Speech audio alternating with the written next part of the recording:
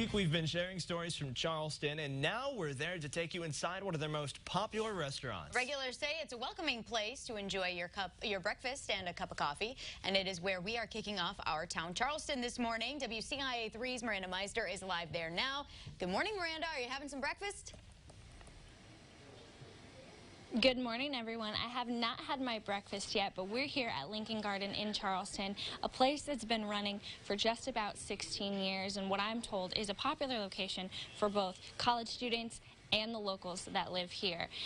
They serve all 3 meals a day, breakfast, lunch, and dinner, and they always have a special going on. Coming up, you'll be able to see one of their most famous menu items that also shares the name with a former president. Reporting live in Charleston, Miranda Meister, WCIA 3, your local news leader. Today's forecast, we're expecting highs to make their way back into the upper 80s, but a less likely chance of seeing widespread 90s or either of those heat indices closer to 100. And a better chance of storms, too, coming along as we head into the afternoon. Winds will be more out of the southwest between 2 to 10 miles per hour. Watch out for those showers and storms. Another thing, too, it looks like it's going to be a bit muggy as we'll keep that humid air mass in place. 75 this morning, watching for those better chances of storms, and along with more of the mugginess in place as we head on into the afternoon. Live look outside. Hey, in Charleston, a good morning to you. Your roofing dog, I'm at First Mid Skycam. Cloudy here to start off. I think if you're out there with Miranda this morning for our town, Charleston, you should be dry. It's later on this afternoon, evening that could get perhaps a little wet. 73 in Springfield, 75 in Effingham. With the showers and storms that were around last night, those have now faded away. But here we go. Future Track shows them coming right back as we head into the afternoon to have that daytime heating to help really generate the shower and storm activity. More around 4, 5, 6 p.m. We'll see them in place. Then we'll start to really notice them dying off as we head on into the first half of the night. And we should be dry to start off your 4th of July, but it looks like later on into the afternoon, a similar forecast ahead with more afternoon showers and storms ahead for then. We'll talk about that, plus have a look at your 7-day forecast coming up in just about 5 minutes. Christy, Aaron. Adam, thanks. The Champaign County coroner says a 1-year-old is dead after being shot by a pellet rifle. It happened on Rosewood Drive between Meadow and Greendale Drives in Champaign. The coroner says Lauren Brown was pronounced dead at the hospital. She was shot in the chest. Police sent out a statement saying, quote, although this incident remains under investigation by the Champaign Police Department, the preliminary information suggests this was just a tragic accident. Now for an update on a deadly shooting from April. Danville police arrested another person for the death of Roosevelt Anderson. Authorities took 22-year-old Tavares Mitchell into custody in Chicago. He was wanted for aggravated battery and mob action. Percy Freeman and Denzel Aldridge were also arrested in April. They have both been charged with murder. Brent Christensen's defense team is asking for a delay less than a week before sentencing is supposed to start. Christensen kidnapped and killed U of I scholar Yingying Zheng 2 years ago. He was convicted last week. In a motion filed by the defense, they claim new evidence to be submitted by prosecutors will take more than a month to review. All of the video interviews with Zheng's family and friends require translation. They estimate that would take a total of 85 hours to do.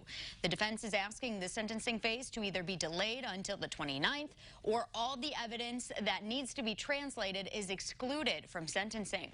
A mistake in the notification system at Champaign schools had some parents panicking. The school district says it was human error.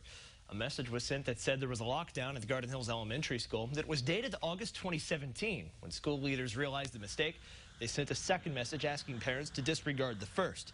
The initial message was supposed to be about online registration. District leaders want parents to know Champaign schools were not hacked. There's a change of venue for Governor Pritzker's visit to Champaign this morning. He'll be talking about the new capital spending plan. Some of the infrastructure improvements are slated for Central Illinois. Part of that is happening at the I-57, I-74 interchange. It'll cost $50 million to reconstruct. He was originally going to be at Midwest Court near that interchange, but now he will be at the Champaign Public Works office at 10 a.m. As the governor travels the state, he's also highlighting money for higher education. He says nearly $3 billion from his $45 billion plan will go toward colleges and universities, including the U of I. In Springfield, lawmakers approved $35 million in the capital plan to build a new library in place of the current one, the oldest building on campus. Urbana-Champaign is slated to get around $200 million for a new math center and quantum information center. UIC in Chicago got a $98 million appropriation for a computer design research center. Though the Springfield campus received the least amount of the three, Chancellor Susan Cook says the funding is a step in the right direction. We really appreciate these decisions. They're going to mean a lot, not only to students and to the universities, but ultimately the impact of that is going to keep educated students in Illinois.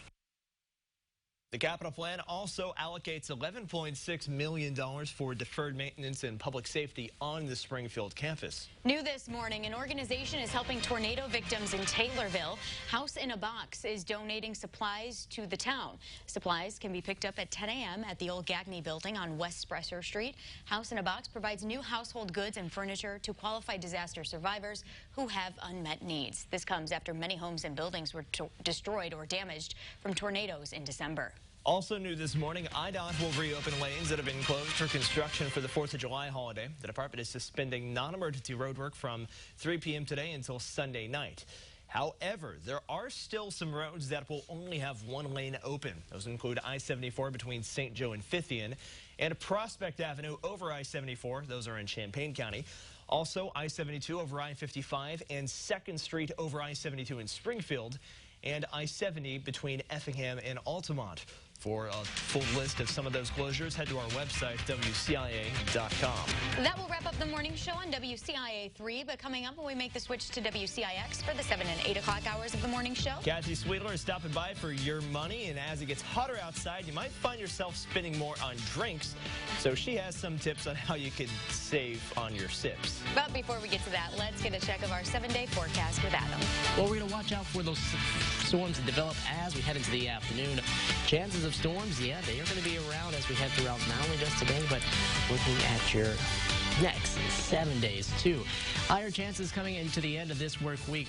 Looks like we'll notice those chances begin to weaken and decrease as we head into the beginning of next week, with temperatures also decreasing for us by that time, dropping into the low to mid 80s, lows also falling back into the mid 60s. And we're heading into next week where it looks like things probably do stay much cooler than the 90s we'll be having recently.